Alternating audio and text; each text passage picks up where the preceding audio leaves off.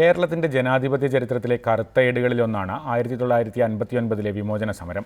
NSSും കത്തോലിക്ക സഭയും ആദ്യ കമ്മ്യൂണിസ്റ്റ് സർക്കാരിനെതിരെ തുടങ്ങിവെച്ച സമരം പിന്നീട് ആളിപ്പടർന്നു.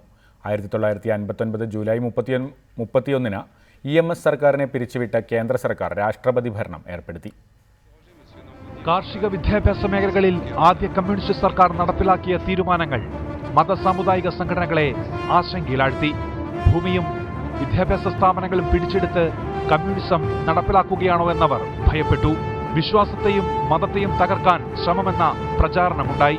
കമ്മ്യൂണിസ്റ്റ് സർക്കാർ സെൽഭരണം തുടങ്ങിയെന്നും കഥകൾ വ്യാപരിച്ചു.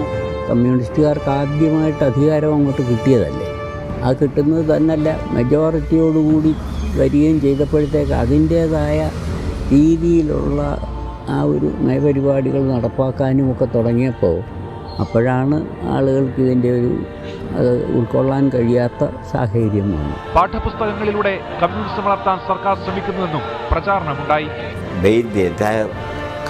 Muslim community had its few institutions. Christian community had large institutions.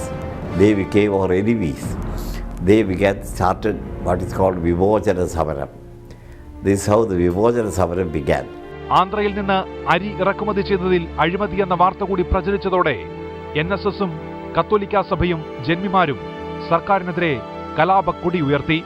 പിന്നീട് കോൺഗ്രസും PSPയും RSPയും ഇവർക്കൊപ്പം ചേർന്നു. മന്നത്ത് പത്മനാഭൻ സമര നേതൃത്വം ഏറ്റെടുത്തു. സമരത്തെ അടിച്ചമർത്താനായി സർക്കാരിന്റെ ശ്രമം. പൂന്തുറയിലും ചന്ദനത്തോപ്പിലും അങ്കമാലിയിലും വെടിവയ്പുണ്ടായി. സമരം കൊടുമ്പിരിക്കൊണ്ട സമയത്ത് കേരളത്തിലെത്തിയ പ്രധാനമന്ത്രി ജവഹർലാൽ നെഹ്റു EMS സർക്കാരിനോട് രാജിവെക്കുന്നതാണ് ഉചിതമെന്ന് പറഞ്ഞു. എന്നാൽ നിർദ്ദേശം EMS തള്ളി. വിമോചന സമരത്തിന്റെ 58ാം ദിവസം 1959 ജൂലൈ 31 കേരളത്തിലെ ആദ്യ ജനാധിപത്യ സർക്കാരിനെ നെഹ്റുവിന്റെ ശുപാർശ പ്രകാരം രാഷ്ട്രപതി പിരിച്ചുവിട്ടു. ജനാധിപത്യത്തിന്റെ ചരിത്രത്തിലെ കറുത്ത അധ്യായങ്ങളിലൊന്ന്. Election desk reporter.